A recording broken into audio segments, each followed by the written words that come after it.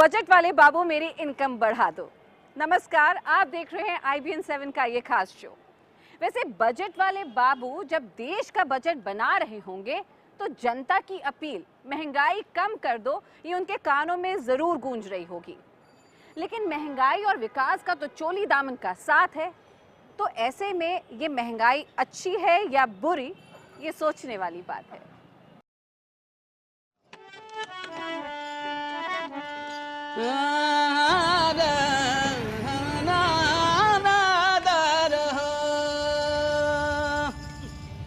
सखी सैया तो खूब ही कमात है, महंगाई डायन खाया जात है।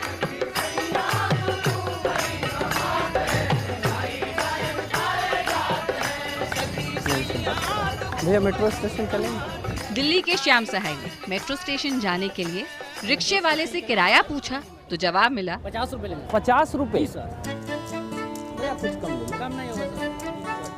श्याम जी क्या करते, जाना तो है ही, आखिर देने पड़े 50 रुपए 3 किलोमीटर के सफर के लिए। क्या बताएं भाई साहब, पिछले साल तक 30 रुपए में यहाँ पहुँच जाते थे। महंगाई बुरी बला है। वहीं रिक्शे वाले बाबू खुश हैं कि किराया बढ़ गया, वरना महंगाई के जमाने में घर कैसे चलाएंगे। महंगाई बढ़ी तो किराया भी बढ़ेगा। सब कुछ महंगा हो गया है सर, और किराया नहीं बढ़ाएंगे तो फिर हम कहाँ जाएंगे सर। अब महंगाई किसी के लिए अच्छी है तो किसी के लिए बुरी, लेकिन मुद्दे की बात ये है कि अगर देश की अर्थव्यवस्था में तेजी आएगी तो महंगाई बढ़ेगी। इन्फ्लेशन होने का मतलब है कि वो कंट्री ग्रो कर रही है और उस कंट्री में डेवलपमेंट के काम हो रहे हैं। इस समय अगर यूएस की बात करता हूँ या फिर ओपेक कंट्रीज़ की बात करता हूँ जहाँ पर कि इन्फ्लेशन बहुत कम है, तो उसकी वजह से आप देखेंगे कि वहाँ पे इकोनॉमिक एक्टिविटी बहुत कम है, लोगों की परचेजिंग पावर गिरती जा रही है, लोग अपने एक्सपेंडिचर को कंट्रोल कर रहे हैं, अपने खर्चों को बढ़ाने के बजाय उनको कम कर रहे हैं और उससे कॉस्ट बचाने की कोशिश कर रहे हैं, जिससे कि वो इस समय जो इकोनॉमिक सिचुएशन है उसमें सर्वाइव कर पाएँ।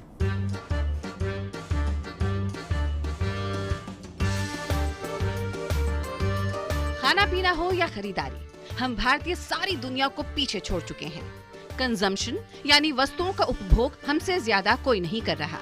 आंकड़े इस बात की तस्दीक करते हैं। हैरान मत होना, मगर आप सबने साल 2015 में करीब 9.7 बिलियन डॉलर के कंज्यूमर ड्यूरेबल प्रोडक्ट्स जैसे टीवी, फ्रिज, माइक्रोवेव, मोबाइल इत्यादि खरीदे हैं, जबकि 2016 में हम सब मिलकर करीब 12.5 बिलियन डॉलर के कंज्यूमर ड्यूरेबल प्रोडक्ट्स खरीदेंगे।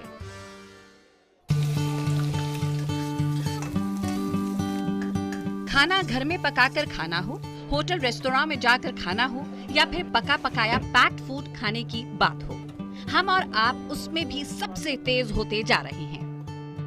हमसे बड़े पेटू कम ही होंगे, क्योंकि एक अंतर्राष्ट्रीय रिपोर्ट के मुताबिक साल 2020 तक हम सब भारतीय मिलकर 42 लाख करोड़ रुपए का खाना खाने लगेंगे, जो साल 2014 में करीब 23 लाख करोड़ रुपए था।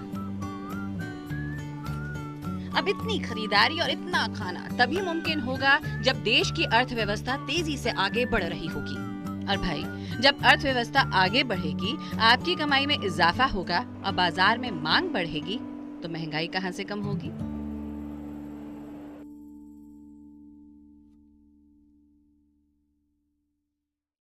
अब बजट वाले बाबू के लिए यह काम बिल्कुल आसान नहीं है। जनता ऐसे ही थोड़ी मानती है कि तरक्की भी हो जाए और महंगाई भी। अरे भाई, कम से कम जो खाने पीने की मूलभूत चीजें हैं उनके दामों पर लगाम तो लगाई ही जा सकती है।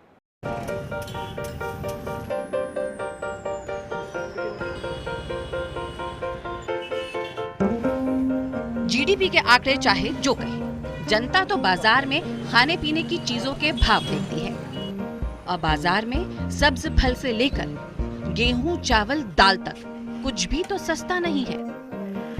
महंगाई इतनी बढ़ती जा रही है कि किचन बजट पता नहीं कहां से कहां पहुंच गया है। कैसे कंट्रोल करूं समझ नहीं आता।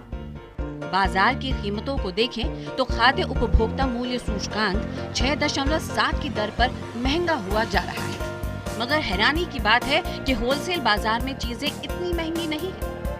साल दर साल की कसौटी पर दिसंबर 2015 के सरकारी आंकड़े बताते हैं कि खाने पीने की चीजों के दाम करीब 8% बढ़े हैं। दाल की कीमतों में 56%, तो सब्जियों के दाम में 21% की बढ़ोतरी हुई है। वहीं अकेले प्याज की कीमतें 26% बढ़ी हैं, जबकि होलसेल बाजार में महंगाई लगातार 9वीं बार कम हुई है। जो एग्री कमोडिटीज़ हैं, जैसे आप चना है, दाल है, अरहर है, उड़द है, तूर है, इन सब के जो रेट हैं वो करीब 30 से 35% बढ़े हैं। तो जो आम गृहिणी का बजट था वो कम से कम उस पे अगर 30% रेट बढ़ता है तो कम से कम उसका फ़र्क जो है वो 15 से 20% का उसके आम बजट पे आता है। यानी कि मैं अगर 100 रुपए की परचेजिंग पहले कर रही थी तो आज मुझे 140 रुपए की परचेजिंग करनी पड़ रही है। सिंपली इसी को आप मसालों में देखें तो मसाले जो हैं वो पहले आपको जो 50 रुपए में मिलते थे आज वो 65 रुपए में मिल रहे हैं। तो वो कहीं ना कहीं से एक तेज़ी आपको देखने को मिली है। भारत दुनिया में भले ही सबसे तेजी से तरक्की कर रहा देश है, मगर ये विकास सीधे तौर पर खाने पीने की चीजों के बढ़ते दाम और होलसेल तथा खुदरा बाजार की कीमतों में भारी अंतर से भी जुड़ा है। ये एक अहम राजनीतिक फैसले की घड़ी है जब सरकार को ये तय करना होगा कि तेज तरक्की के लिए जनता को बढ़ती महंगाई के हवाले कर दिया जाए या महंगाई पर लगाम लगाते हुए थोड़ी धीमी रफ्तार वाली तरक्की कबूल की जाए। अब बजट वाले बाबू के लिए सवाल ये है कि वो जीडीपी पर ध्यान दे या फिर महंगाई पर। वहीं होलसेल बाजार से ग्राहकों तक माल पहुंचने में दामों में हो रही बढ़ोतरी कई संदेह पैदा करती है। तो ऐसे में वो कौन से उपाय हैं जिससे सरकार महंगाई को काबू कर सकती है?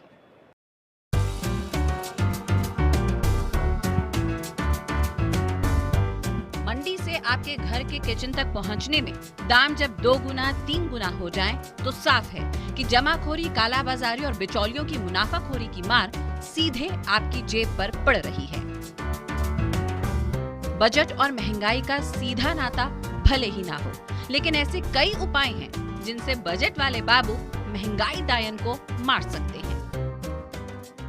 जो एग्री कमोडिटीज़ हैं, जैसे आप चना है, दाल है, अरहर है, उड़द है, तूर है, इन सब के जो रेट हैं वो करीब 30 से 35% बढ़े हैं। तो जो आम गृहिणी का बजट था वो कम से कम उस पे अगर 30% रेट बढ़ता है तो कम से कम उसका फ़र्क जो है वो 15 से 20% का उसके आम बजट पे आता है। यानी कि मैं अगर 100 रुपए की परचेजिंग पहले कर रही थी तो आज मुझे 140 रुपए की परचेजिंग करनी पड़ रही है। सिंपली इसी को आप मसालों में देखें तो मसाले जो हैं वो पहले आपको जो 50 रुपए में मिलते थे आज वो 65 रुपए में मिल रहे हैं।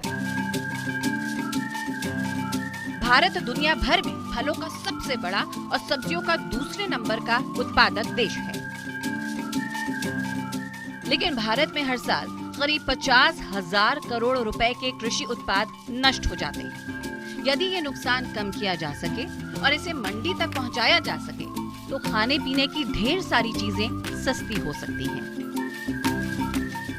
इसके लिए देश भर में बेहतर कोल्ड स्टोरेज व्यवस्था, आधुनिक अनाज गोदामों की व्यवस्था, कृषि उत्पादों के लिए बेहतर ट्रांसपोर्टेशन जैसे उपायों की जरूरत है।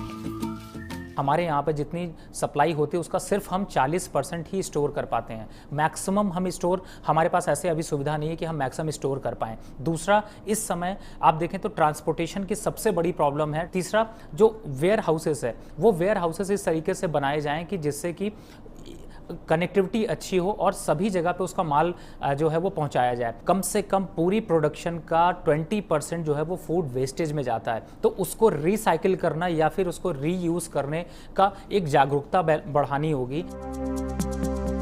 खाने पीने की चीजों के दाम घटाने के लिए सरकार ने पिछले बजट में कुछ कदम भी उठाए, लेकिन उसके कोई ठोस परिणाम अब तक सामने नहीं आए हैं।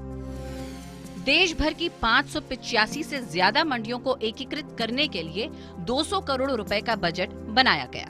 खाद्य उत्पादों की खरीदी के लिए राज्य सरकारों को ब्याज मुक्त कर्ज के लिए 500 करोड़ का कीमत नियंत्रण फंड भी बनाया गया। गोदामों तथा कोल्ड स्टोरेज चेन की क्षमता बढ़ाने तथा उनके निर्माण को प्रोत्साहन देने के लिए कई ऐलान किए गए।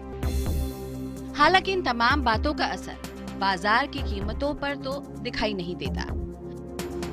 काले धन की रोकथाम के लिए बजट में कई ऐलान किए गए, मगर ब्लैक मार्केटिंग, मुनाफाखोरी जैसी समस्याओं पर कोई ठोस और प्रभावी नीति और उस पर अमल करने की इच्छा शक्ति कम ही नजर आ रही है। जानकारों की राय में कृषि उत्पादों की बेहतर मार्केटिंग और सरकार द्वारा बेहतर फूड मैनेजमेंट के लिए जिम्मेदार तथा प्रभावी नीतियां बनाने की आवश्यकता है, वरना बजट और जनता के बीच की दूरियां बढ़ती जाएंगी।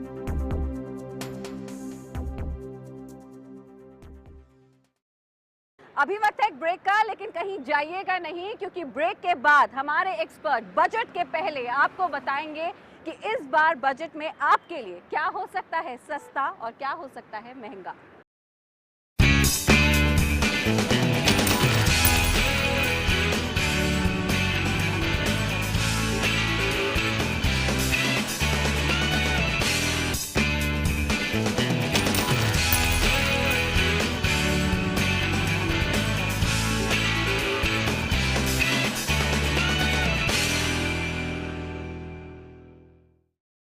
बजट और जनता के बीच दूरियां ना बढ़ें, इसके लिए जरूरी है कि बजट पेश करने के पहले बजट वाले बाबू जनता की गुहार सुन ले।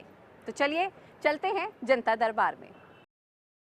ऑर्गेनिक वेजिटेबल सस्ती होने चाहिए, कॉस्मेटिक सस्ता होना चाहिए। मैं चाहता हूँ साइकिलिंग ग्लव्स और फुटबॉल स्टड्स सस्ते हो जाए। मैं चाहता हूँ कि मिनियन और क्रिकेट बैट सस्ते हो जाए और प्ले स्टेशन और आईपैड भी। पल्सेस, इलेक्ट्रॉनिक आइटम्स, कपड़े और नॉर्मल गैजेट्स, मोबाइल्स, ये सब सस्ते होने चाहिए। जो डेली नीड्स की प्रोडक्ट्स होती हैं वो तो सस्ता होना चाहिए। जैसे दूध वगैरह, ये चीज़ें बहुत ज़्यादा महंगी होती चली जा रही हैं, तो इनमें थोड़ा कंट्रोल होना चाहिए। मुझे लगता है कि ग्लोबल प्राइसेस जो कम हो रहे हैं ऑयल के एंड फ्यूल के, वो इंडिया के अंदर भी अब कम होने चाहिए, दिल्ली में स्पेशली। बहुत सारी एक्साइज ड्यूटीज़ हैं जो I think should reflect towards consumers, उनको भी मिलना चाहिए। घर के सामान, बुक्स, ग्रॉसरी और कॉस्मेटिक्स एंड फर्नीचर, इस तरह की चीज़ें सब सस्ती होनी चाहिए। मेरे हिसाब से इंटरनेशनल एंड डोमेस्टिक ट्रैवल सस्ता होना चाहिए, और हाउस होल्ड आर्टिकल्स पे, एजुकेशन पे एंड लोन्स पे, ये सारी चीज़ें पे आई थिंक प्राइसेस थोड़ी कट ऑफ करना चाहिए। बच्चों की स्कूल फीस, स्टेशनरी, ये सब सस्ती होनी चाहिए। इस बार सरकार को कन्वेंस सस्ता कर देना चाहिए और बाइक और स्कूटर भी सस्ते कर देने चाहिए। हेल्थ केयर के एरिया में दवाइयों को छोड़ करके जो हमारे ट्रीटमेंट्स के जो खर्चे होते हैं, वो अगर किसी साधन से सस्ते किए जाएं। कपड़े, ऑटोमोबाइल्स और रेस्टोरेंट में खाना और डेली जो नेसेसिटीज़ हैं वो सब सस्ता होना चाहिए। मेरे हिसाब से बजट में वैट को लेके कुछ करना चाहिए, और फ्यूल, पेट्रोल एंड डीजल, रसोई गैस, पेट्रोल और रेस्टोरेंट में खाना वगैरह सस्ता होना चाहिए। मेरे हिसाब से CNG के प्राइसेस काफ़ी कम होने चाहिए। जनता की बात एक तरफ और एक्सपर्ट्स की बात दूसरी तरफ। तो आइए IBN 7 के एक्सपर्ट आपको बजट के पहले ही बता रहे हैं कि इस बार बजट में क्या होगा महंगा और क्या होगा सस्ता। चाहे कपड़े हों या फिर रेडीमेड गारमेंट्स हैं, TV, fridge, washing machine, AC और मोबाइल, खास तौर से जो सबकी चाह होती है मोबाइल खरीदना, वो काफ़ी हद तक सस्ता हो जाएगा। कुछ ऐसी दवाएं हैं जो सस्ती होंगी जो कैंसर से रिलेटेड हैं, और दूसरा मेडिकल इक्विपमेंट में मैं समझता हूं कि इस बार थोड़ा सा और राहत मिलेगी लोगों को। तो जिस तरीके से क्रूड ऑयल के प्राइसेस कम हैं, तो शायद गवर्नमेंट इस पर कुछ ड्यूटी कम करे, जिससे कि पेट्रोल जो लोगों को यूज़ करने के लिए होता है, डीजल, और ख़ासतौर से गृहिणियों के लिए रसोई गैस, इसमें एक कमी देखने को आपको मिल सकती है। गवर्नमेंट यहाँ पर जो 10% इम्पोर्ट ड्यूटी है उसको घटा सकती है, और जिससे कि गृहिणियों के जो सबसे चाह होती है सोने की, वो सोना सस्ता हो सकता है। इस बार जो महंगा हो सकता है बजट में, वो है आपका घूमना फिरना, यानी ट्रैवल करना आपका महंगा हो सकता है। आपकी विदेश यात्रा आपके लिए महंगी हो सकती है, आपके लिए होटलों में खाना खाना महंगा हो सकता है, और साथ में सिगरेट और शराब जो आप लोग यूज़ करते हैं उसमें महंगाई देखने आपको मिल सकती है। और साथ ही लग्जरी गाड़ियाँ जो लोग यूज़ करते हैं, चाहे वो डीजल हो या पेट्रोल हो, उन गाड़ियों पर ड्यूटी और बढ़ सकती है, तो उस गाड़ी को यूज़ करना और महंगा पड़ सकता है। बजट पर IBN 7 की विशेष सीरीज बजट वाले बाबू मेरी इनकम बढ़ा दे 29 फरवरी तक जारी रहेगी। वहीं 25 फरवरी तक देखना ना भूलें रेल बजट पर हमारी विशेष सीरीज शुभ यात्रा। आज के लिए इतना ही, लेकिन देश और दुनिया की तमाम बड़ी खबरों के लिए देखते रहिए IBN 7।